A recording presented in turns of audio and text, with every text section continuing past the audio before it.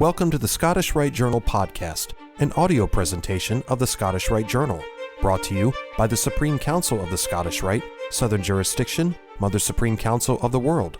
This week's article is The Goethe Collection at the House of the Temple by Mark Dreisenstock, 32nd degree, KCCH, and comes from the November-December 2021 issue of the Scottish Rite Journal. The Library of the House of the Temple in Washington contains many rare and unique works. Of particular note is the Goethe Collection, also known as the Claudi Collection. This assemblage of 514 volumes is dominated by works of Germany's greatest poet and Freemason, Johann Wolfgang von Goethe. This library within a library contains beautifully illustrated versions of Goethe's masterpiece, Faust, a dramatic and philosophical exploration of good and evil in which a scholar sells his soul to the devil for greater knowledge. Other works in the collection include German originals of other Goethe works, English translations, and almost all early years of the Goethe Jahrbuch, or Goethe Yearbook, volumes 1 through 15, published between 1880 and 1894. This yearbook is an annual scholarly journal still in publication today. We noted in the November-December 2019 Scottish Rite Journal that Goethe was initiated into Freemasonry on June 23, 1780, passed to the degree of Fellowcraft on March 3, 1781, and raised to the sublime degree of Master Mason on June 23, 1781, all at Amalia Lodge in Weimar, then the center of German Enlightenment. Indeed, Freemasonry influenced several of Goethe's works, including his poem Symbolum, as well as his novel Elective Affinities. Yet there are many non-Goethe works in this collection as well, leading to its other name, the Claudi Collection. Carl H. Claudi, Grand Master, Grand Lodge of the District of Columbia, 1943, a native-born Washingtonian, donated this impressive assemblage of books in 1935. Claudi served as Executive Secretary of the Masonic Service Association, which was formed by Grand Lodges of the USA and Canada to coordinate relief and disseminate Masonic education. Claudi wrote many classic Masonic works, penning the series Introduction to Freemasonry, in addition to popular literature such as the young adult science fiction novel Mystery Men of Mars. In the case of Claudi's donation of these volumes to the House of the Temple, the books had been collected by the Grand Master's father, who had been born in Germany. The Senior Claudi, Amadus Franciscus Frank Claudi, was a native of Mainz in the German Rhineland. He also claimed to have been the first of Goethe's own countrymen to have produced an English translation of Goethe's Faust. Reflecting the Senior Claudi's background, the collection includes German classics, a vintage Brockhaus encyclopedia, roughly the German equivalent of Encyclopedia Britannica, and studies on music and art. Works covering the 7 liberal arts and sciences, all collected long before our own era of specialization. This personal library is from a time when intense, prolonged reading was a key building block to developing one's perception of the world and man's place in it. Tellingly, one volume in the collection is an 1880 tome on reading called The Choice of Books by one Charles F. Richardson. In the chapter entitled The True Service of Reading, we come across these words. The end and aim of all reading should be the proper development of a true and highly personal character, and the utilizing of one's own acquirements in the work of making men nobler and better. This sentiment reads Masonic, does it not? While Frank is not known to have been a Mason, his book collection is clearly imbued with Masonic wisdom.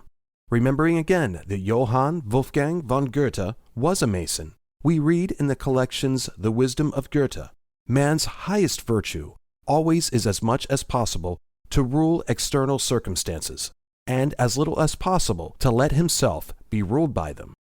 Life lies before us as a huge quarry before the architect. These lines are culled from Wilhelm Meister's Apprenticeship, Goethe's Masonic-influenced novel translated in this excerpt by the Scottish writer Thomas Carlyle. The Goethe Collection is not only an unusual set of classics, it is also a repository for rare works of art.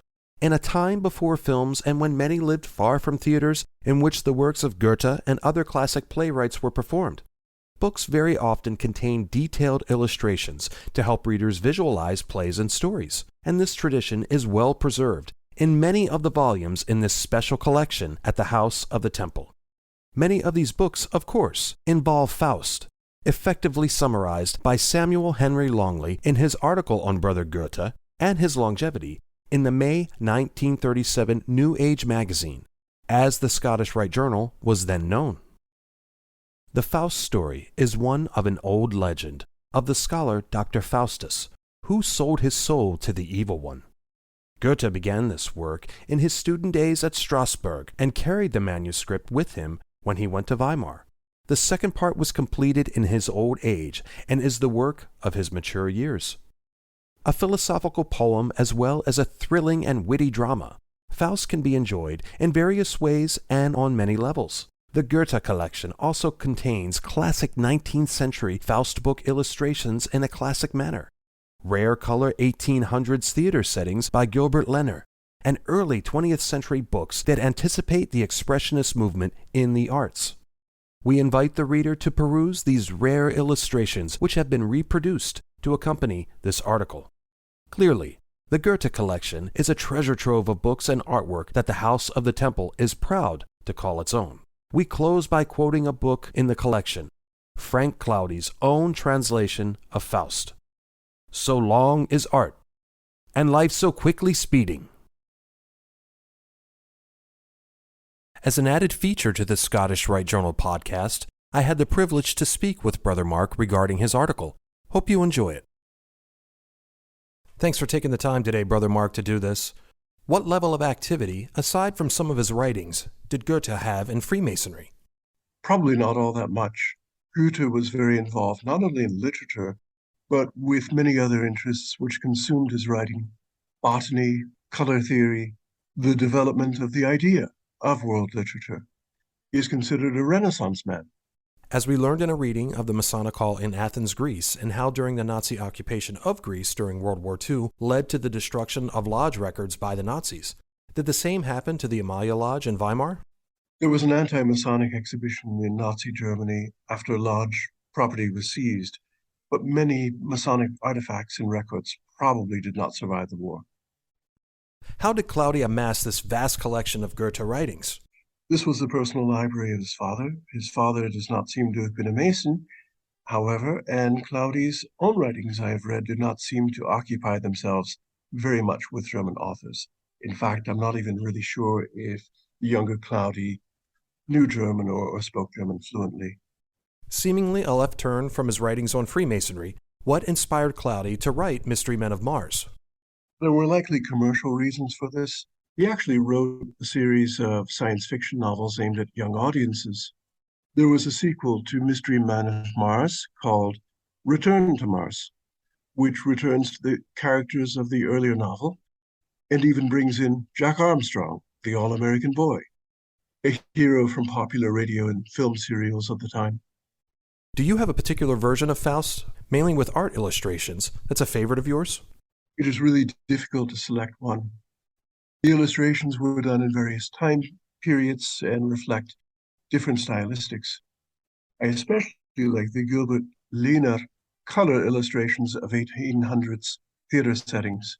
Theater sets of the period do not survive, so these pictures give us an idea of what an original staging of Faust might have looked like. Like and share this article, and don't forget to subscribe to the channel.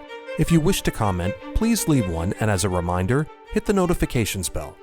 Any accompanying photographs or citations for this article can be found in the corresponding print edition. The Scottish Rite Journal is published by the Supreme Council of the Scottish Rite, Southern Jurisdiction, Mother Supreme Council of the World. Mark Dreisenstock, 32nd degree, KCCH, Managing Editor. I'm your host, Matt Bowers.